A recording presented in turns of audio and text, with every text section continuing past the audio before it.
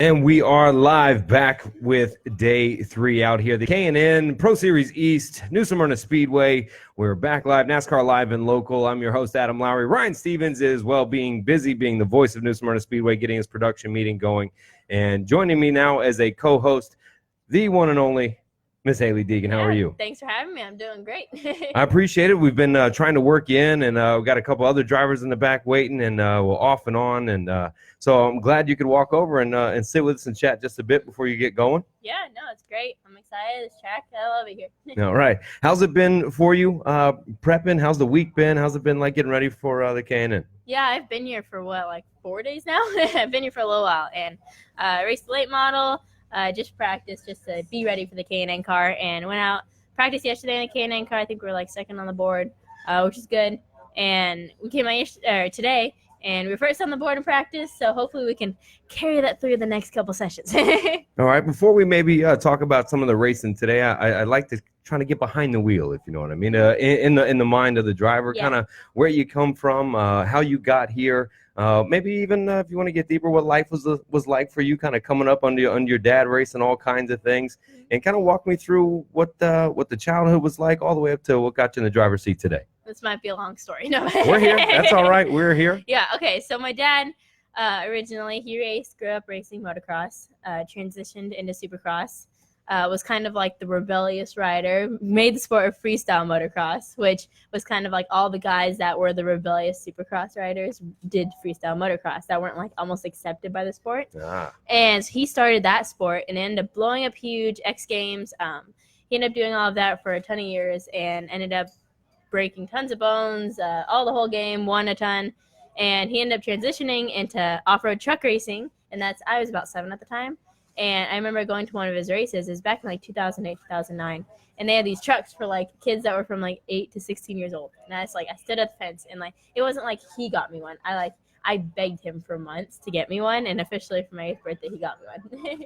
Yeah, we talked a little bit about standing on this side of the fence, and then when you want to cross over to the other side of the fence, we snapped a few pictures of some younger drivers that are now a little older drivers that used to just stand there and watch that make their way in it. What was it like actually having to follow dad around like that, racing all the time? I mean, trying to maintain a somewhat normal childhood while dad is the X Games champion guy running around. Tell me what that's like. I mean, I looked at it as it was all normal. I always thought it was normal. I didn't think it wasn't. Yeah. But now it wasn't normal at all. And I just am realizing that now, especially since going around back when we were little, we'd go to the mall and he'd get people start coming up to him, and I thought it was normal. I thought everyone's dad's like that, right? And it wasn't. And so just growing up, he really pushed me to be the best driver I was. He still to this day goes out, practices with me in our trucks, go-karts with me, does everything with me, trains with me, goes to the gym with me, everything we do together. Little did you know that would be training for the media storm that you have now caused. Now that happens to you, I assume, each way and any which way that you tend to go or walk through the mall. Now it's you, but you got training for. Do you think that helped kind of the transition, seeing that, being around that, and like I said, the media storm that you bring with you? I mean, I think I just grew up around the media and all of my dad's hype that it kind of just domino effect with me, and all my social media. I'm really big. I like being big into social media. I like sharing with my fans what's going on, what I'm thinking, what's going on in my mind, how when I do succeed, how I'm succeeding, what I'm doing to get there. And I think that's something that a lot of drivers don't share. And so that's why I like having a platform to share that. Well, I think you're influential to so many drivers. Men and women alike, young girls, young boys coming up. I think it's all necessary. And perhaps share what has made you successful in your own mind. Yeah, that's exactly what I want to do. I want to be able to tell my journey, tell my story, especially if I do make it, especially if I do end up being I'm hoping.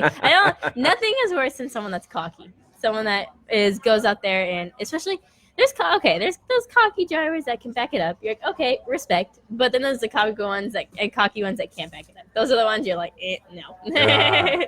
Well, you got to have that fine line between the humility and the confidence, right? Because we all talk about envisioning and believing yourself to be there. How much has your mindset played a role, and when did you really start recognizing kind of where the mindset mattered for you? Yeah, I think that the mindset of everything. My dad's big into just focusing on racing. If you want to do this as your career, you're going to have to give it your whole life for it. And that's something that I want to do and I like doing. And just the mentality of it, I'm here to win. That's my mentality. I'm not here to do anything else. I'm not here to run top 3. I'm not here to run top 5. I'm here to win. That's it. Yeah, that's a driver I respect. There's a lot that sometimes try to play the middle ground. Like, hey, we're going to go out there. We're going to give it a good run. We're gonna finish the race. We're gonna get top 5. I'm like, no, that ain't it. Who impression was that? Oh man, I don't know, not me. So, I mean, the mindset for you, obviously being around your dad so young and learning the mindset, being an influence to you on, well, what it takes to make it. What kind of effect has it had on, let's say, the typical high school life, the typical teenage life of what maybe some friends of yours that you see that aren't doing what you're doing? How do you find that separation? Do you find the time to still do that or incorporate it? Is it possible? What's that really like? I mean, all of my friends, like, I'll be honest, all my friends are at the racetrack.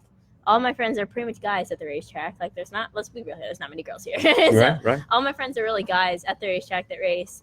That battle with me, and it's cool though. That's what I grew up around. I grew up around all guys. I don't have any sisters. Like, I have my mom, and that's like the only girly part of my life I really had. And I grew up around my dad and his friends, and they're all rough, kind of rowdier guys. And that's just what I was around. I thought that was the normal, and so that's how I was kind of raised. And I just honestly, I don't miss out on like the going to prom or like your high school graduation type. I got to graduate Sonoma. Like, that was cool. I'm not missing out on anything. Now that's a degree they can give out, right? Definitely. So when you were going through that, was balancing school? Did you do it online? How did you manage? So I ended up graduating last 16. Mm-hmm. I'm 17 right now. Felt like ages ago. No, I'm just kidding. Yeah. Well, in racing, as I have learned, if you start at 4, I'm guessing, when did you start? I started at 8. Okay, so 8. I started like riding dirt bikes, quads, like it was like the crazy break your bone stuff, right? Yeah. Well, I mean, that's a decade in the business, so that's a heck of a resume. But you were saying, yeah. So, what was I at? You're talking about graduating. Graduating, got it. Yeah. There's so many things going on in my mind right now. Just graduating and going to school. So I ended up going to a private school all the way up till 7th grade, and that was always. I'm like, my attention span is like quick. I'm like, I gotta go quick. Like, I gotta get things done. I'm this way, that way. And, you mean you have to go fast?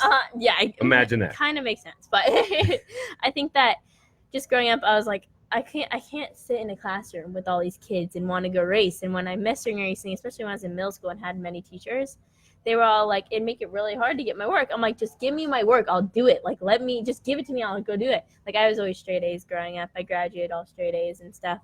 And so I was like, fine, I'll go do it myself. And so like I homeschooled, and I had a teacher that would come to my house like every 2 weeks and just make sure I'm doing my work, grade it, graduated with all straight A's. And I never took a Christmas off, never took summer breaks, never took any breaks. And I just worked through it and worked at a quicker pace to finish 2 years early.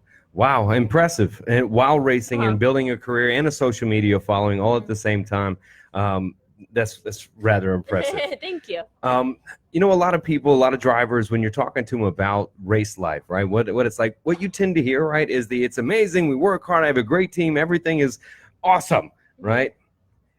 I gotta believe sometimes it's not. Oh yeah, for sure. Walk me through maybe some of the harder times or a darker time or something like that. Tell me about that. It's funny because everyone talks about like, oh, racing, like you have the perfect life. Like, yes, it is pretty darn amazing. Like, let's be real here, it is awesome, but still has its ups and downs. Like, you still have when, say, you have a driver, mechanic, or crew chief relationship that's not working out. Say you have fans turning on you. They turn on you quick, quick, and you do something wrong, and there's no like forgiveness type thing. Say you do something on the track. There's just so many little things that can be up and down.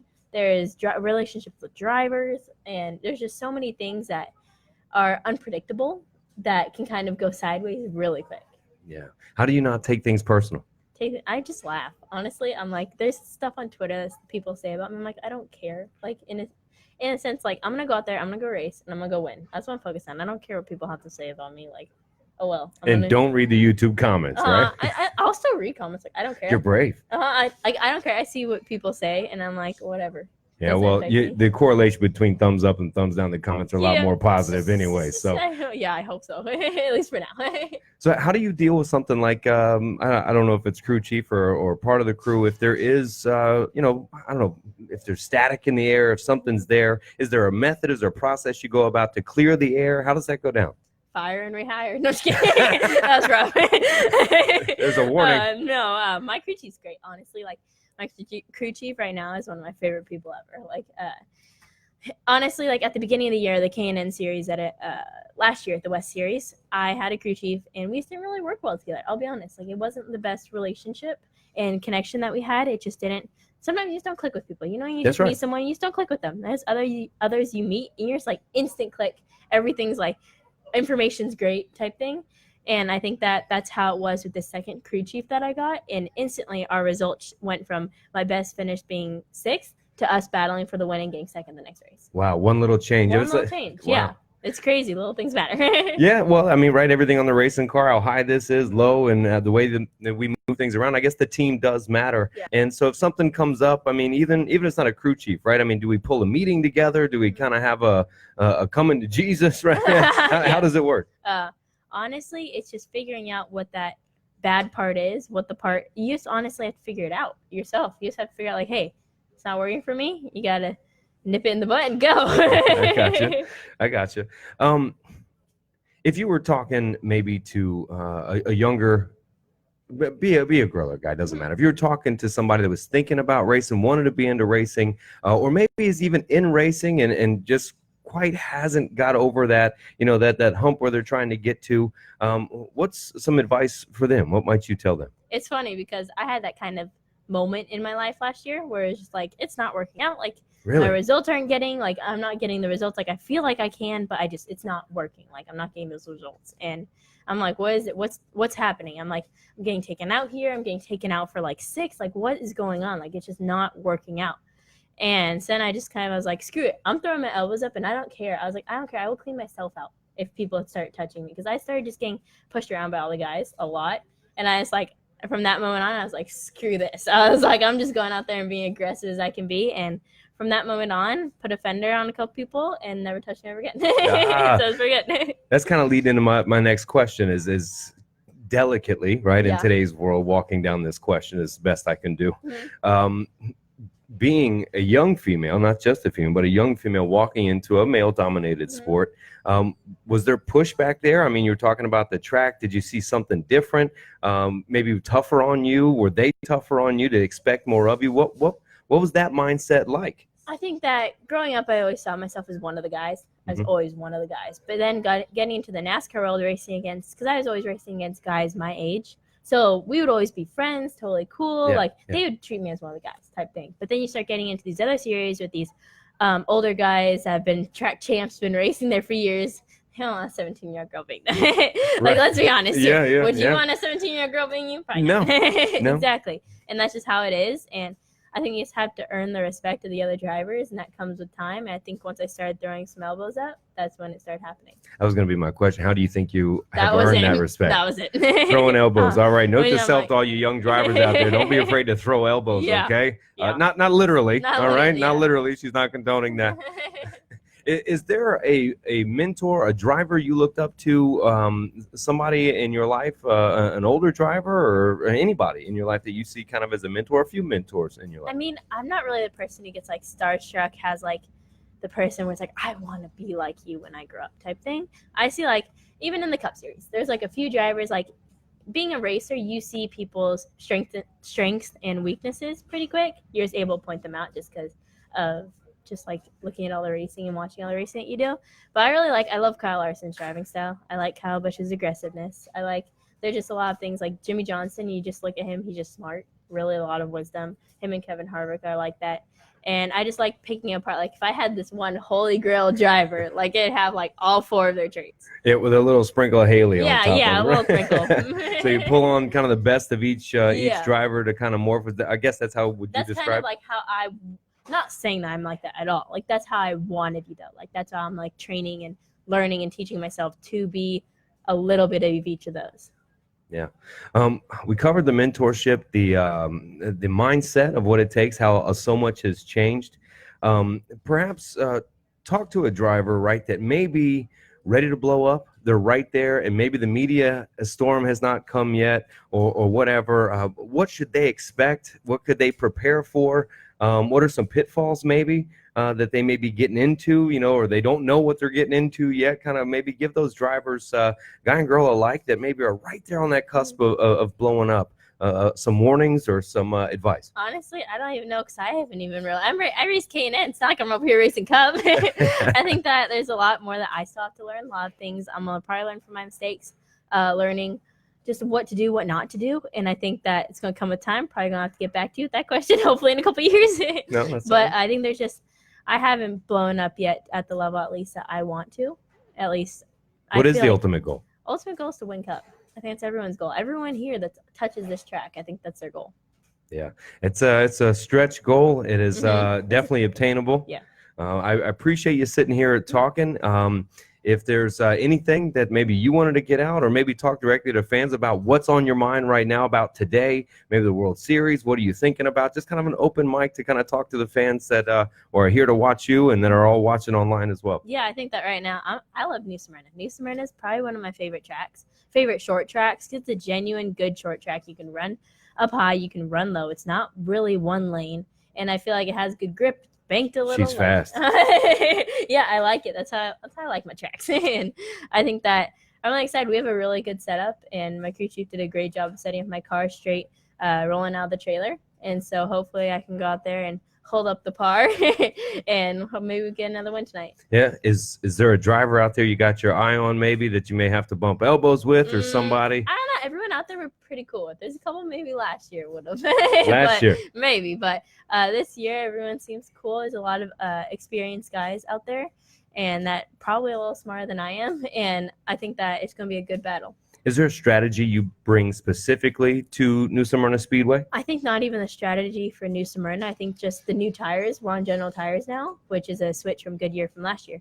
And these tires, they haven't ran over 140 laps on them. And when they did, they were almost on the court. So we have a 175 lap race. So I think it's just tire conservation, which I haven't done a lot of.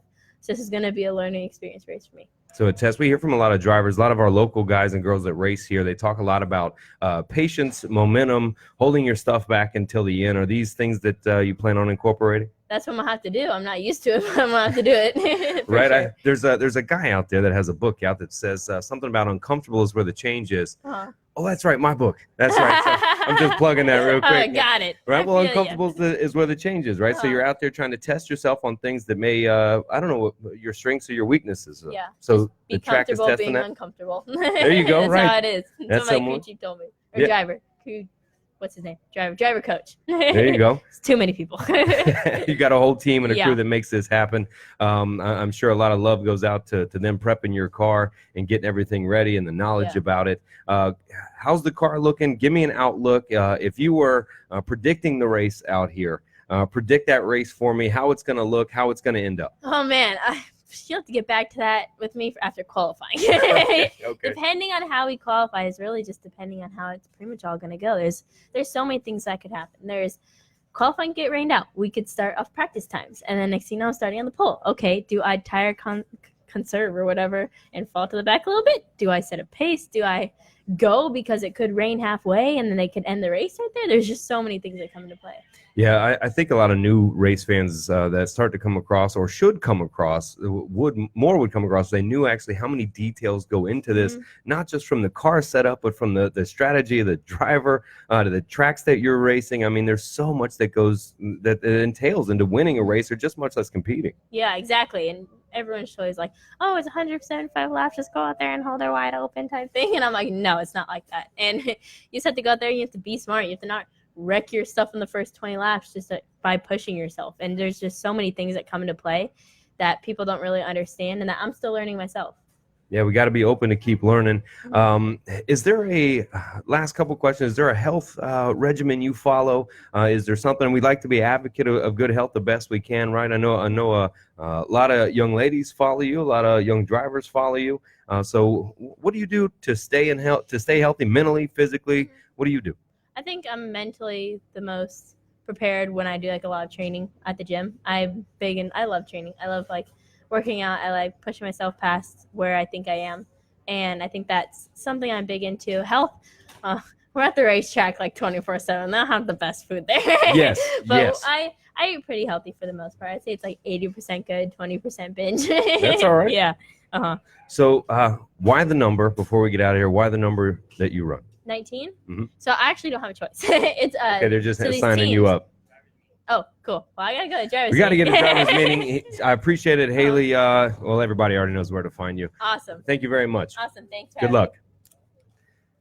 Appreciate everybody tuning in. NASCAR Live and Local here at New Smyrna Speedway at day 3, the K&N Pro Series East.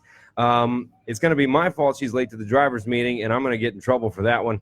I'm going to have to call down to Ricky Brooks down there and say, hey, man, slow down the driver's meeting for a minute. Thank you, everybody, for joining us here live. We are broadcasting all day out here at New Smyrna Speedway, I should say, for the remainder of the race week that goes all the way up until this Saturday. All kinds of good racing coming up. We got the sprint cars here in town on top of the K&N Pro Series East. It's going to be fun out here. The weather has cleared up out here. It's intermittent. At least it's not 90 degrees out here and hot. So find your way down to New Smyrna Speedway. Hang out. Thank you, everybody else, for sitting and hanging out with us out here all day. Appreciate the nice little wave there. Thank you. Good one. Good one. I missed the driver's meeting. All right. She made the driver's meeting. We're all right.